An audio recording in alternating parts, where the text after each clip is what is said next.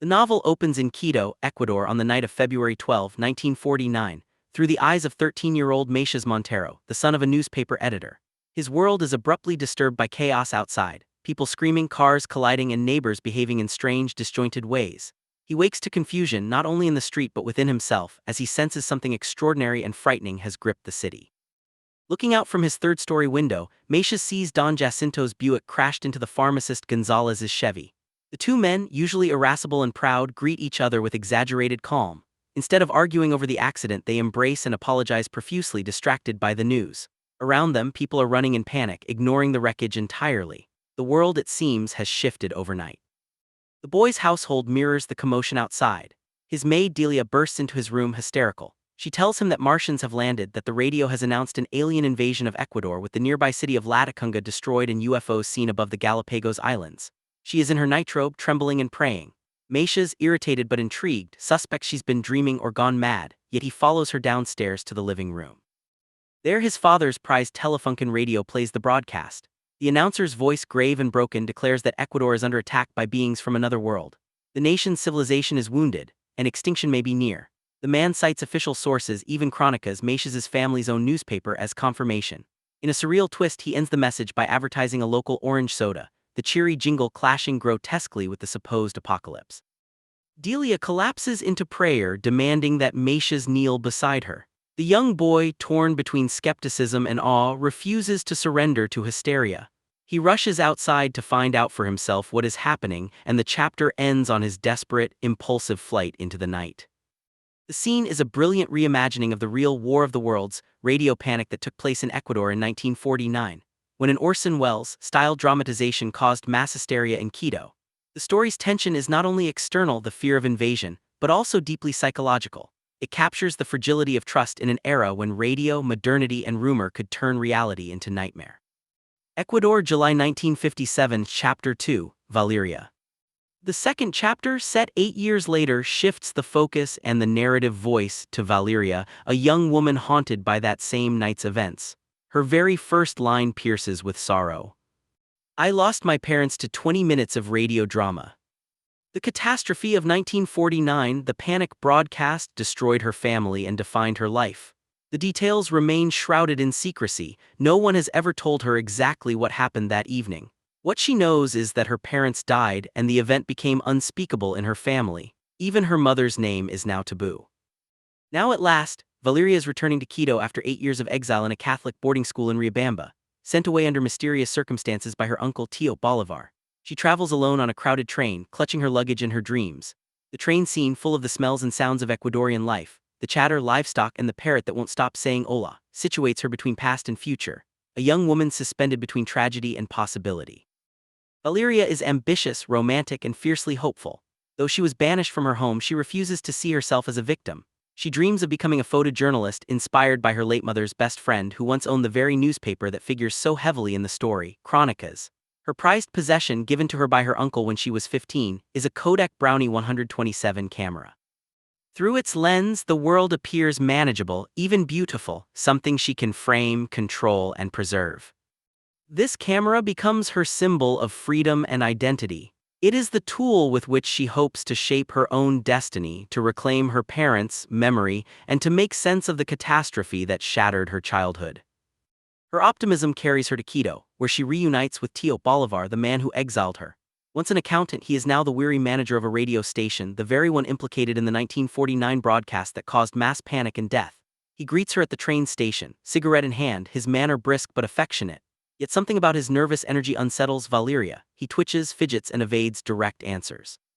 When she asks about the Monteros, the family behind Chronicas, and particularly about Macias Montero, her childhood friend, Bolivar's response is curt and evasive. Things have changed.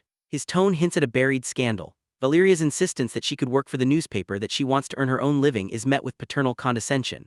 Bolivar brushes off her dreams with a hollow smile, hiding something behind his composed facade. The city of Quito, meanwhile, has changed too.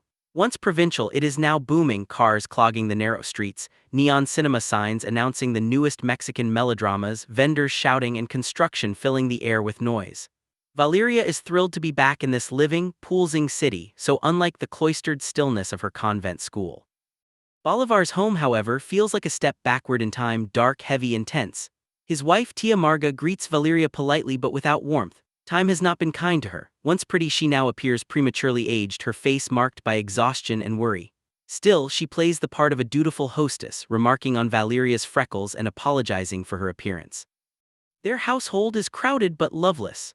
Graciela, Valeria's cousin and once her childhood playmate, now a shy and self-conscious young woman, barely speaks. Joselito, the youngest, is rude and restless. The family's dynamics are defined by avoidance, a pattern that mirrors the silence surrounding Valeria's past. Graciela helps Valeria unpack in the room they will share. The space, once cheerful and pink, is now muted and austere. The two girls bond tentatively over shared memories and over the radio, which plays their favorite radio novela El Derecho de Nacer, The Right to be Born. Graciela, embarrassed by her crooked teeth, covers her mouth when she talks, a small but poignant detail that symbolizes the repression and shame saturating the household. Later, Valeria learns that a dinner party is being held that evening to welcome her. She imagines it as a joyous family reunion, perhaps even a chance to reconnect with the Monteros. She spends hours preparing, choosing her best dress, fixing her hair, borrowing Graciela's lipstick, all the little rituals of a girl eager to be seen, to be admired, to belong again. But the dinner turns out to be nothing like she expects.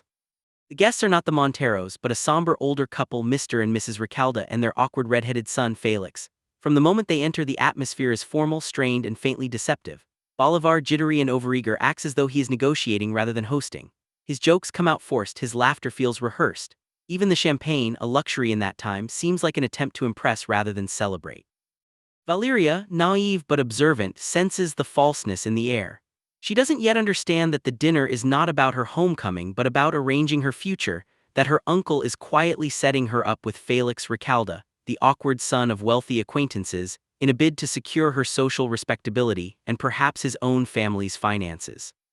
Throughout the dinner, unspoken tension hangs over the table. Bolivar's wife stays quiet, her eyes tired. Graciela barely speaks, covering her mouth whenever she does. The Recaldes watch Valeria with clinical detachment as if she were an object for inspection. When they leave shortly after dessert, far earlier than expected, Valeria feels confused and deflated. The evening meant to welcome her home feels instead like a performance whose true script she hasn't been given. The chapter closes on an uneasy note. A week later, Valeria will discover what that dinner truly meant and with it, begin to uncover the dark legacy of the night her parents died. Themes and underlying tensions. The first two chapters work as dual openings, two lenses into a shared national and personal trauma. Maish's chapter captures the moment of the lie, the radio broadcast that blurred fact and fiction, plunging Ecuador into chaos. Valeria's chapter unfolds in its long aftermath, where the lie has hardened into silence, guilt, and taboo. At the story's core lies a haunting question: how can truth survive when fear and manipulation rewrite reality? The Martian invasion is both literal in the story's world and metaphorical, an allegory for the destructive power of media, the collapse of reason, and the way misinformation consumes ordinary lives. For Maish's, the event is a rupture in his childhood innocence. For Valeria, it is the ghost that defines her identity, the trauma she inherits without understanding. Both characters, though separated by time and experience, are bound by Chronicas, the family newspaper, once a symbol of truth, now a complicit tool in the spread of lies. Their families' destinies are interwoven through the events of that night. The Monteros' role in the broadcast, Bolivar's management of the radio station, and Valeria's parents' mysterious deaths. The novel positions these private stories against the broader backdrop of 1950s Ecuador, a society caught between modernization and superstition, faith and skepticism, patriarchy and emerging female ambition. Valeria's dream of becoming a photojournalist is revolutionary not just because of her gender, but because it represents a longing for truth through images, a counterpoint to the false words that destroyed her family. Through her lens, the author hints, the truth may yet be revealed.